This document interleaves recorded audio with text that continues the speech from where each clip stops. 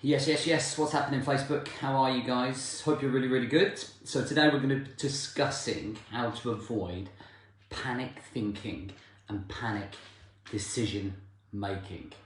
Okay, I hope that makes sense.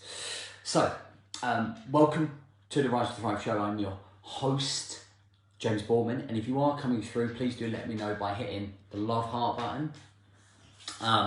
And also commenting down below, is panic thinking, panic decision making something that you do quite a lot? And if so, what do you think triggers it and causes it? So, all right, so we're from home today. We're not down the beach. The missus went to watch Coldplay in London last night, so obviously got the babes to sleep upstairs. So we're running from home, tripod free, so we're just making do with what we can. So listen, hope you're having a great week. I wanted to talk about avoiding panic thinking and panic decisions, because when I made the decision to move away from not watching or consuming or listening to the news anymore, one of the things that I think I was doing was panic thinking and panic decision making based on the news. And that wasn't healthy, right? So it wasn't a logical way of thinking. I wasn't thinking straight. I was being very reactive to a negative source that most of the time is BS, right? Is rubbish.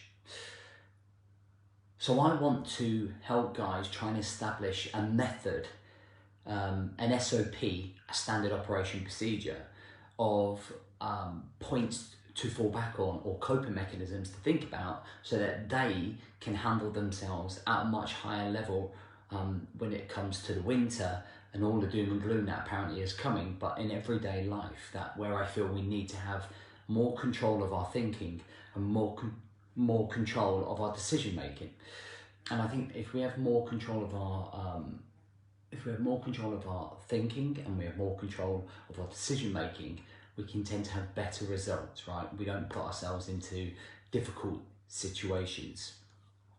So the official almost meaning of someone panicking is to suddenly feel so worried or frightened that you cannot think or behave reasonably, or to cause someone to feel this. Okay, so often we see panic buying. We see panicking about the rising costs. We see like panicking about other things, panic shopping, everyone buying loo rolls and COVID, like mental. It's like a domino effect. So how can we stay calm and composed and controlled in and amongst all of that chaos? Oh my God. It's like a wasp flying around our house. I was gonna give it the elbow.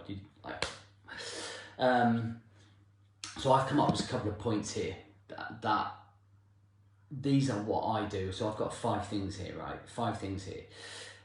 So the first one is actually to stay calm. For me, I think it's a skill, staying calm. You know, in the military, staying calm is one of the most important assets that you can have within your mindset, because when you're training, when you're under pressure, when you're being pushed, what you're trying to do is teach your brain to not be so reactive, but be a little bit more proactive. And you've got 100 million things going through your mind, 100 million different thought processes, like bam, bam, bam, bam, bam. And each time you're trying to control them over and over again.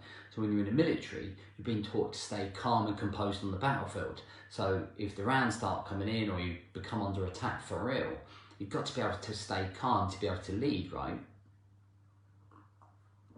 And that is something that you can get better at when you rep at that. So repping means obviously doing the reps. So like when you are in the gym and you rep your biceps, or you rep your shoulders, or you rep your legs, they get stronger. So it's the same with your mindset here, right? In terms of staying calm under pressure, when things are panicky, when things are chaos. And actually staying calm is, you can do things like meditation, breathing exercises, reflection. All these type of things help contribute to training your mind and your brain to stay calm in a panicky situation. It's like, okay, don't panic. I think the more you do that, the more frequently you do that, the better you'll get at it, okay? So when you can stay calm, you can assess a situation a lot better. And often I always use my military background and my military experience to kind of really help solidify that. And it's being able to look at the whole situation with an open mind, with perspective, with understanding of the situation and the facts, and knowing what you know. And I think that when we can assess a situation, we are in a much better position to make a decision. When we don't assess the situation, we tend to get overwhelmed like a tsunami of emotions. And when you get overwhelmed with these emotions, right, you end up making stupid decisions, you become reactive, you become impulsive, and then it tends to be the wrong decision. And then actually you've gone down that road and you've wasted a lot of time and energy being stressed out and panicked and making bad decisions. So stay calm and then just assess actually the situation about what's going on, all right? And in theory, that's in theory, like in terms of one of the reasons that I've come away from watching the news, is that I find myself not having to listen to the BS all the time. And actually, listening to all of it makes you overthink a lot of the time. And when you overthink, that's a dangerous place because it creates panic.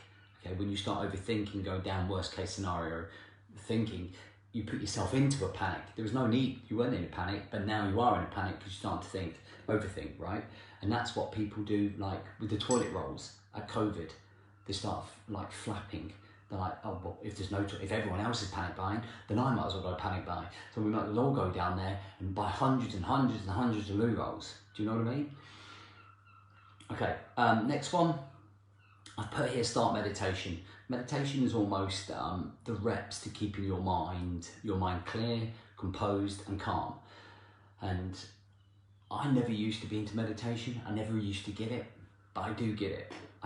And it takes a long time to be able to focus your brain, to be able to concentrate, to be able to clear your mind, to be able to block out all of the distractions that are in your head when you're trying to stay calm so that you don't panic. And meditation is a great way to be able to build the conditioning of your mind to not panic, okay, and stay calm.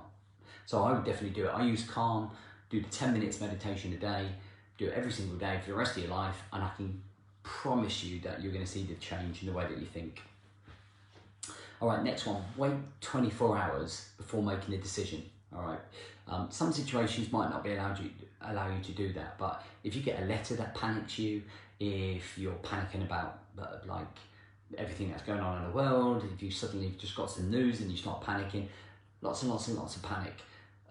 But I think if whatever is coming into your head or coming into your world that's causing you to panic, we've already spoken about staying calm, assessing the situation, then waiting 24 hours before making a decision or replying or responding. And I think the way that we think about things after 24 hours, after having a sleep, after then waking up, is actually a lot calmer, and that initiates a calmer response, which means that you are in more control of your emotions and your mindset, right? So having that patience, having that understanding, waiting 24 hours, and then you come out the other side and you're like, bang, I'm clear, I'm ready, I know exactly what I need to do now, okay? And write down, so when you go into that panic mode, I think the best thing to do once you've calmed yourself and you assess the situation is write all of it down. Like when we write pen to paper, and I don't mean your phone, when you write pen to paper, things become a lot clearer, okay? And then that panic slowly subsides. I remember a number of times when like something's happened, it triggers the panic, you start flapping a little bit, you know, like, right, a couple of deep breaths, calm it down, bring it back down, understand exactly what's happening. Now start writing down solutions, start writing down exactly what's happening, start writing down what we can do about this.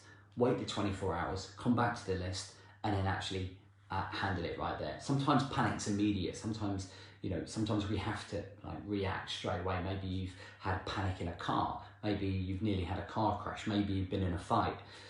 And again, it's about conditioning yourself to come out of that panic mode. It's like, how can I calm myself immediately? I think for me, like learning to calm your mind, control your mind, take charge of like the ripple effects of that panic is key. And the more that you do it and the more you work on yourself, the more conditions you put yourself in, I really truly believe that like the more you do it, the more conditions you do it, the quicker you can just flip that switch.